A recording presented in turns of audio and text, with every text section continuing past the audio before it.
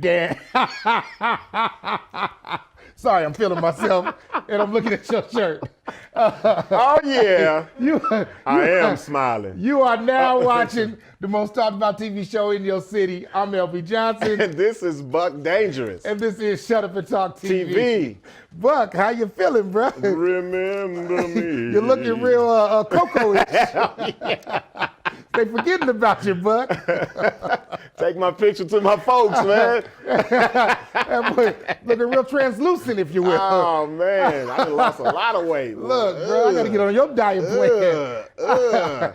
Hey, but check it out. We got a great show today, man. We had a chance to sit down with one of the, he's a Bay Area legend, man, in his own right, man. We had a chance to sit down with Jay Diggs of Thiz Nation, Thiz Entertainment. A lot of you guys might know him or heard of the name associated with Mac Dre. He was one of the founding members of a thing called the Romper Room Gang. Now, I want to take it back. Before we get in this interview, you'll see he's going to mention a lot about what Mac Dre did and how they got close and why he pays homage to him. But Romper Room Gang was something that was going on in the 90s where they were going around the Bay Area robbing banks.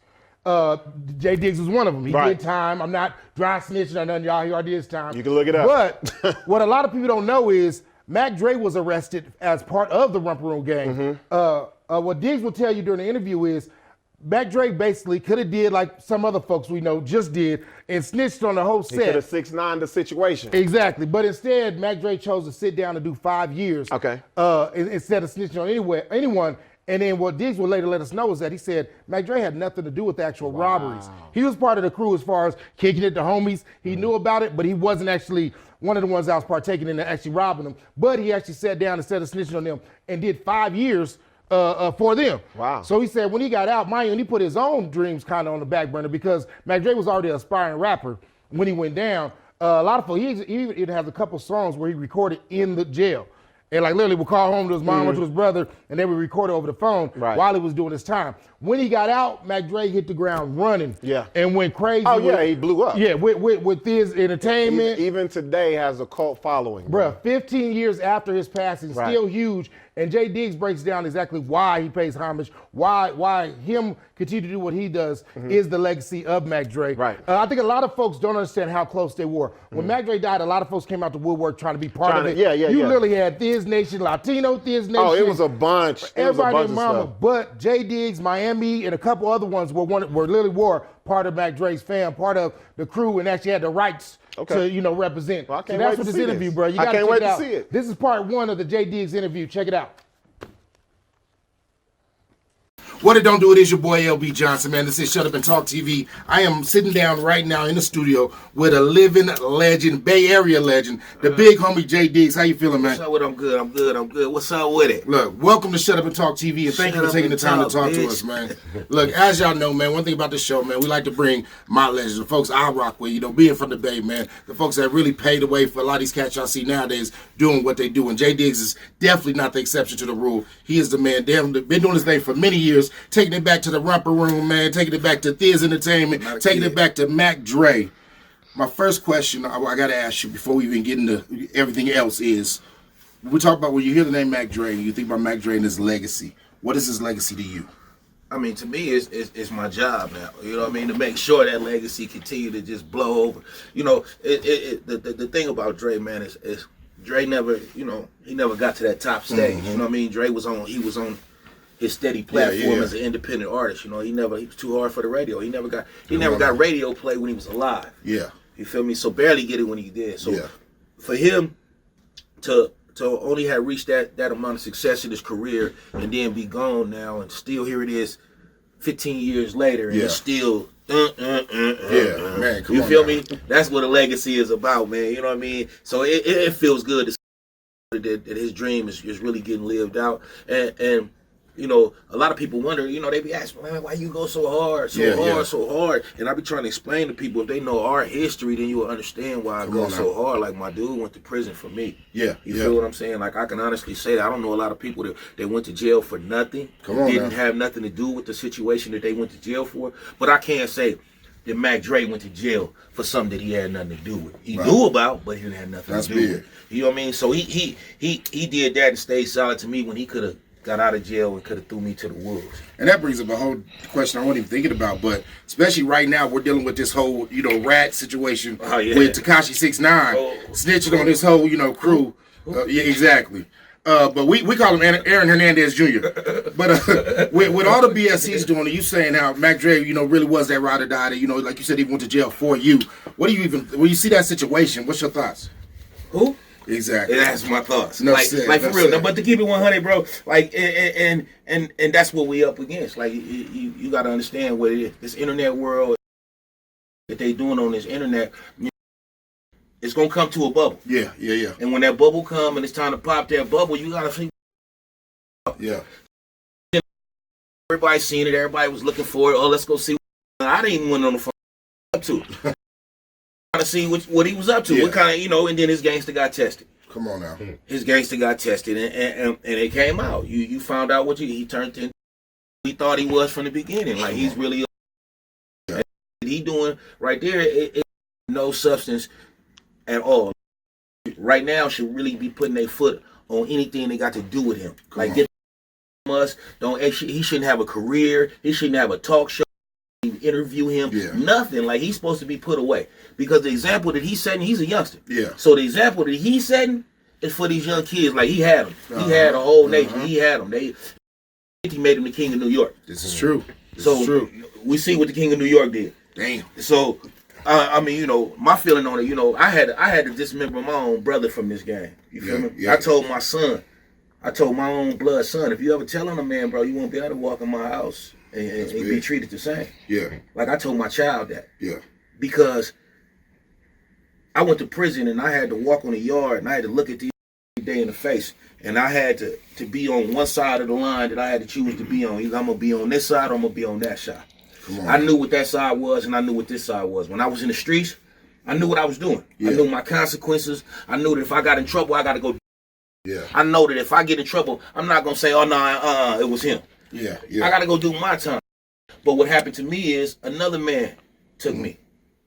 So when you get put in that position, when you get put in a position where another man tells on you and then you got to go do some time, you really have no understanding for that. Yeah. Like, I have no understanding. I don't care, And mind you, let me make something clear too, because a lot of people don't even know what a snitch is. Come on now. Because I heard, yeah, man, I was doing something and the lady next door snitched on me.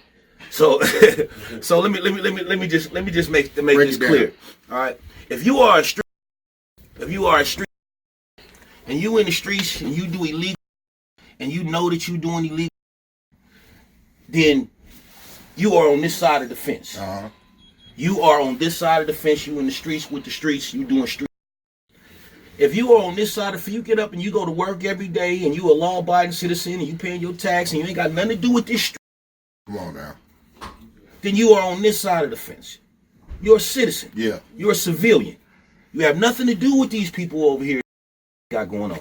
If somebody die in front of a civilian home, they're going to pick up the phone, they're going to call and say, hey, there's a dead man here. Somebody shooting in front of my house. That's their job as a civilian. Yeah. Your job as a criminal, streets, is not to get caught by the civilians and these police officers. Man. So, if you over here and you doing over here and you know that you selling dope or you doing this and you doing that and you get in trouble,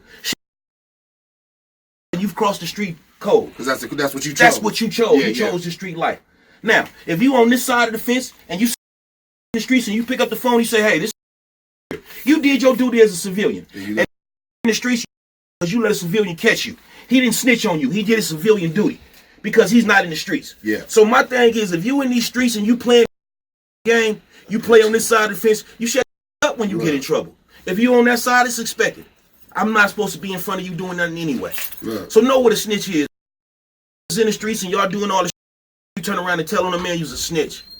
Man, hallelujah, man. I'm changing that. This is Bishop J. Diggs right here, man. That was a sermon. Matter of fact, on that sermon, let's take a quick offering break. We'll be right back, man. More Shut Up and Talk TV after this. Up.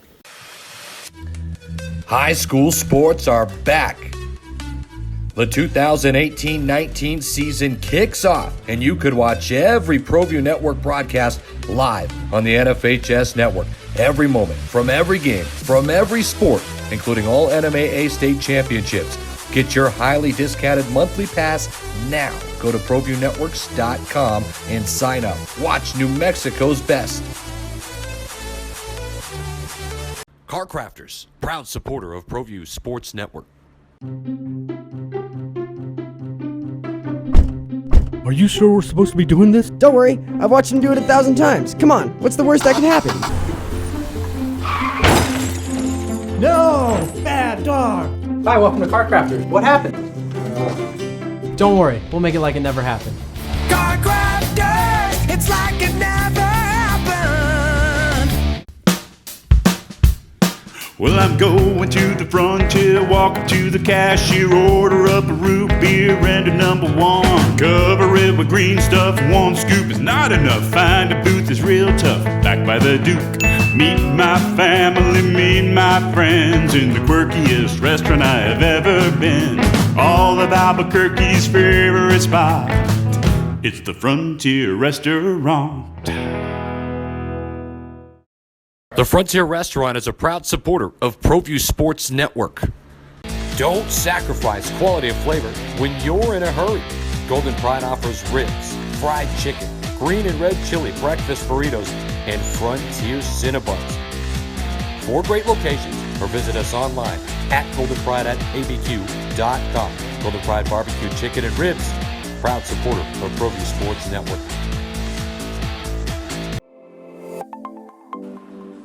Get into the game with Garden Swartz Team Sales. They have everything you need, from screen printing, embroidery, and digital printing services, high school letterman jackets, and all high school and club uniforms, and individual and team apparel with the most reliable brands like Speedline, Rawlins, and Wilson. And don't forget to check out the latest F7 Shut helmet. It's all at Garden Swartz Team Sales. Give them a call, 505-884-1234. Garden Swartz Team Sales. Local Union 412. Find a career with benefits, not just a job, at UA Local 412 Training Center. We are looking for plumbers, pipe fitters, welders, and HVAC tech apprentices and journeymen. Call 505-256-9257. Local Union 412. Is this my car? State Farm knows that. LB, wow. He letting it all go. Sitting down with J Diggs, bro, it literally opened my eyes, and like a lot of stuff I didn't know when it comes to Mac Dre. And then you see even his philosophy, I'm glad he finally broke down what snitching actually is. Right. But that ain't even the half of it, bro. He goes a lot deeper and chimes in on even the name of the tour is Where's Diggs At? Right. And that's because Messy Marv actually went through the crest asking where Diggs was at, talking about trying to fight him or worse. Well, let's see what else he has to say. Man, Diggs lets you know he definitely wasn't in the crest when Messy came, bro. Check this out. I'm back. This is Shut Up and Talk TV. I'm LB Johnson, live in the room with Bishop J Diggs. AKA Doom Doom. Come on, man. I gotta say that after the first segment, man. Y'all heard what he was talking about. But let's move though. Let's talk about the music, man. One of my favorite songs that you have that I cannot stop playing even now, man, is Now You Want Back.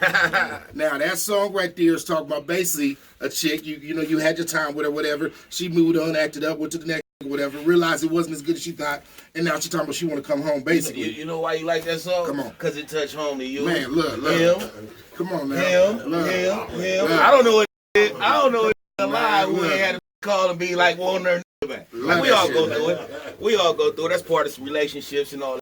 You know what I mean? And that's what music is. That's what I try to tell people. You know what I mean? When you know, a lot of times people put a date on their music because they talk about what's going on in current situations, today, the city, the car. But when you making timeless music, you talking about shit that's going to affect you no matter what. No matter when you hear this shit, it's going to affect you. It don't change. It don't change. It's timeless music. And some people, you know, they know how to make timeless music, bro. And it's when you turn it on, you say, damn, this nigga went through shit I went through. I with him. And that's what music is. A lot of people, they know, that's all these ratchet I'm ratchet just like her. Look, understand. Ratchet is ratchet women. You understand that? I mean, that's what There's a difference between. Come on, man. Yeah. Come on, look. So let's talking about the music, man. When it comes to you, when you're writing, when you're prepared to do it, whether it's a mixtape or another comp or even one of your solo albums, how does JDS get in the mood? How do you know, like, it's trying to get back in the lab and write some more? What inspires you? I'm gonna keep it 100. I'm really not a rapper. Yeah. And when I say that, I mean that to the fullest, bro. Like I don't say, well, it's time to do an album, or like I do music because I love music. You know, Yeah. and I go into the studio most of the time that and that's why I don't got as much as music out as I probably should have. Like I'm pushing now because I've been away. So I got back out and I did. But I probably could have been a lot further in my career if I'd have been a rapper. Yeah. You know what I mean? Like I've never walked into a radio station and said, hey, play this. Yeah. So in my career, the music wasn't really a hustle. It was more of... In my career, Yeah, I've never walked into a radio station and asked them to play my music. I'm just not concerned with that. Like, I just do my music as I go.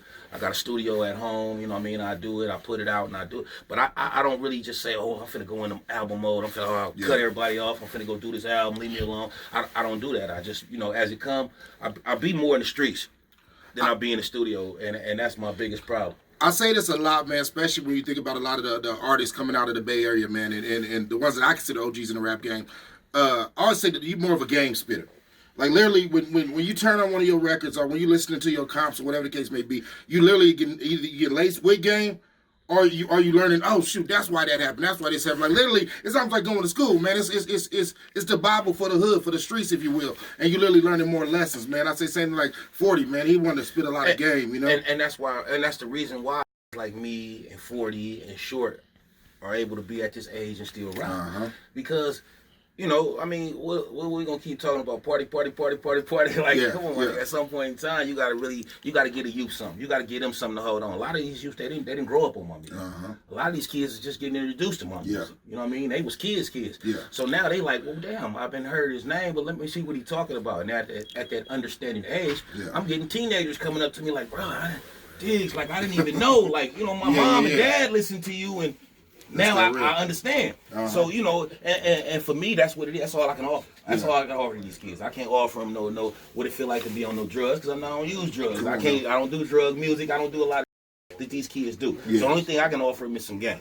Man, and my game is what I've been through. That's the best game you can get with something you've been through, a lesson you've been through in life, and I've been through some lessons. I tell people all the time, man, and once artists actually got mad at me for saying this, but I said, literally, man, we don't have any more OGs, man. And when I say that are coming up, it's even, you look at, I always tell, like my youngsters or whatever, when it comes to, they talk about women, and they're seeing a woman, or knowing how to talk to a man, respect a man, and and love a man, as opposed to the ones that think it's okay to put hands on them and talk crazy and talk down on them. And I always say, because back in the day they had a grandma, they had an OG, somebody was in their ear lacing, mate, this is what you should be doing, this is what you don't do, this is how you talk to a lady, and things like that. The difference between a hoe and a lady, a woman, all those things were taught, usually by the OGs or that grandma. We don't have those no more. Do you agree, disagree, or what are your thoughts on that? I definitely agree. And it's like anything else, bro. It's product of environment. You feel me? And I'm gonna be honest.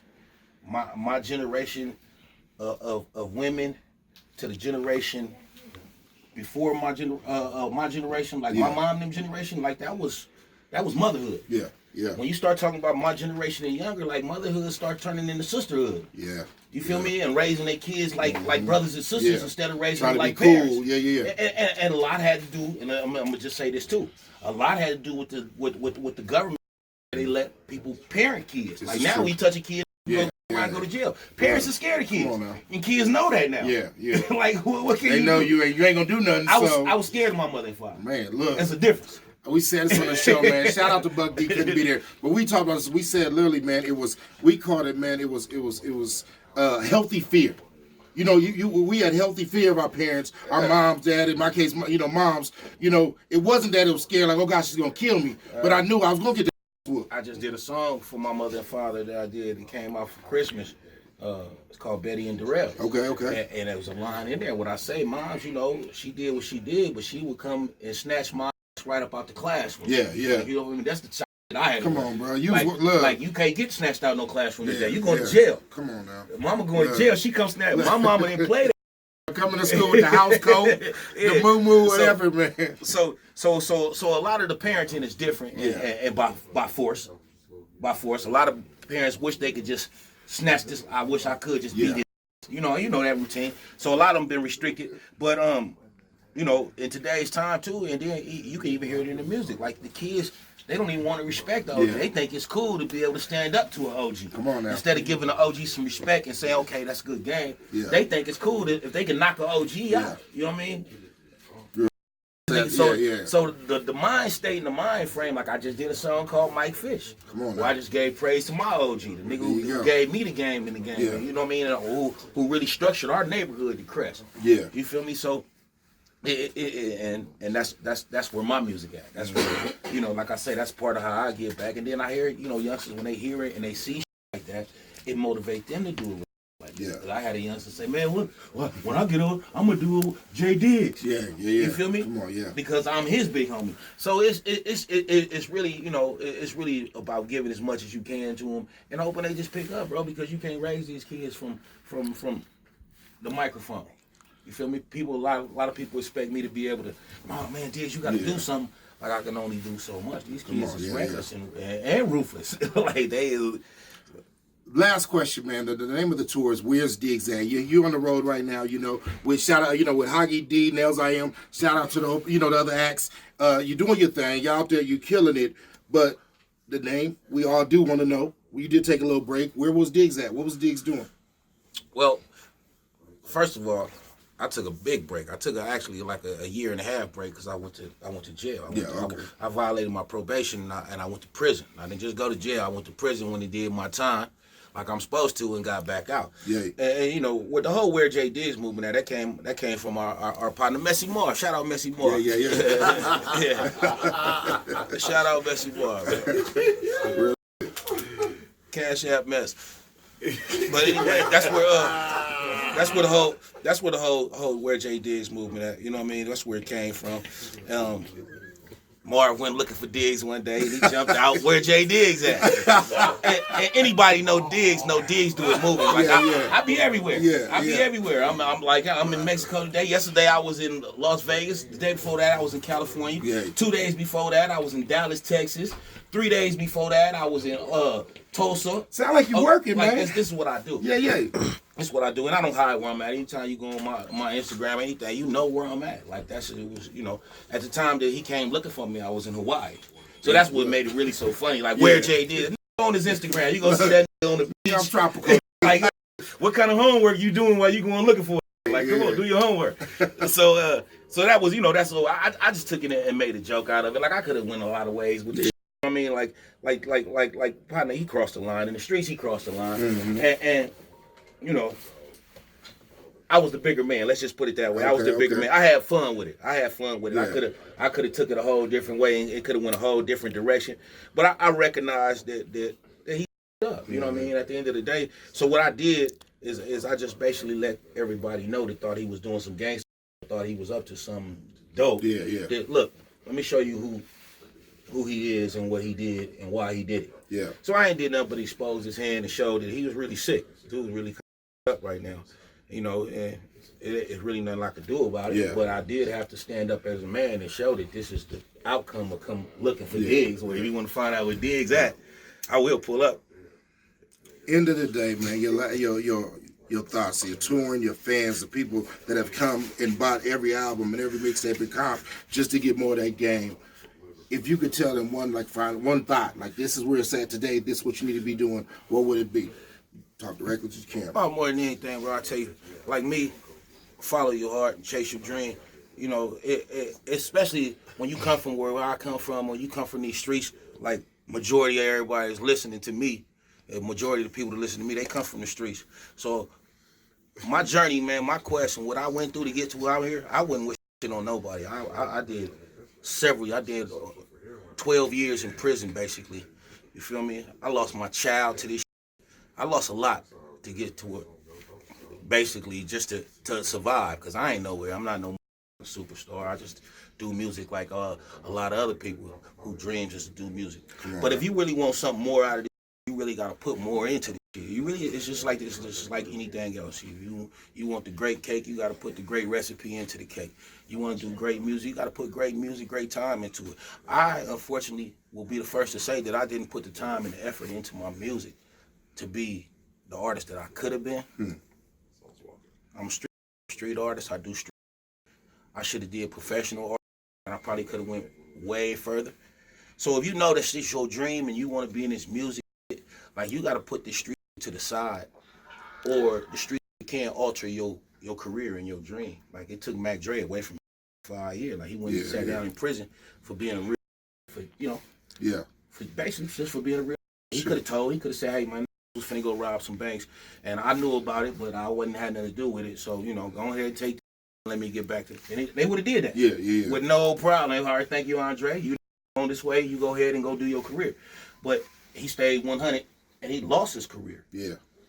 To the streets. Then had to come back and start all over again. If you can help it, you don't want to go that route.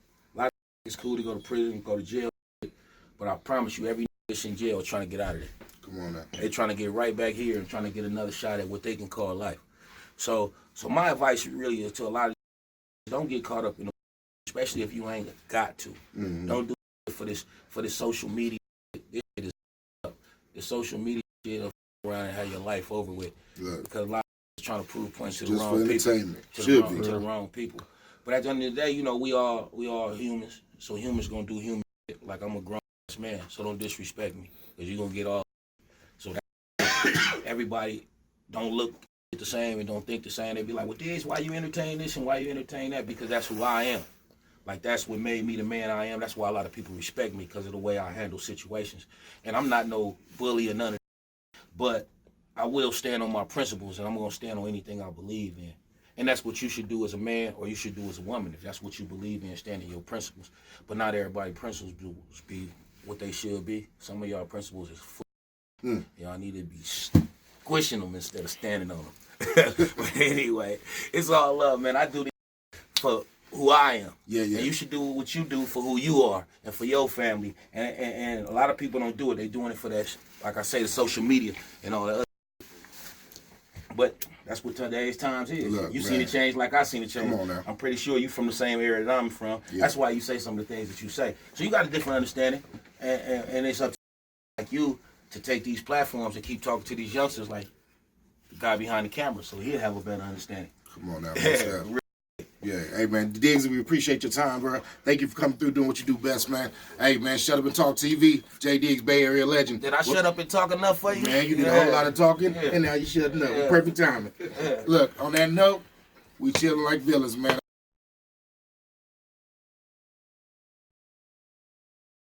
Hell, he got deep. Bruh, talk about literally no holds barred. Again, I got to give big props and shout out to J Diggs for taking the time to let me come to the studio and chop it up, bruh, and being open. We interview a lot of people, and sometimes, they don't want to give a lot of information. Or they'll tell you what you can't talk about. Exactly. Or, no, I'm not going to answer that question. Yeah. But, bruh, you see, I didn't even have to ask him. He just, a lot of information, he just gave it out there, man. Shout out to that. It's big to get a different understanding. Now you realize that Mac Dre was the entertainer. Right. Diggs was the hustler. He was the, yeah. He let it be known straight up, like, hey, man, this rapping thing, I wasn't a rapper, but they started buying the album, so I kept doing it. Hey, again, man, y'all know what it is. For more information, man, or to check out exclusive behind the scenes, man, make sure you go to facebook.com, /Shut Up and Talk official. Hey, let me go ahead and find the rest of my body, LB. Remember me. Hey, shout out to Black Dynamite. I am smiling. Ill Style, take us home. My name is Furrow, I'm the owner of the building. Two bitches like Jack. I pimps and I mag, drive a Benz on the lack. Man, I'm out of this world, not your run of the millin'. I'm out of this world, not your run of the millin'. I'm out of this world, not your lin'. My name is Furrow, I'm the owner of the building. My name is Furrow, I'm the owner of the building. I'm a stoner and I'm chillin' with two bitches like Jack. I pimps and I mag, drive a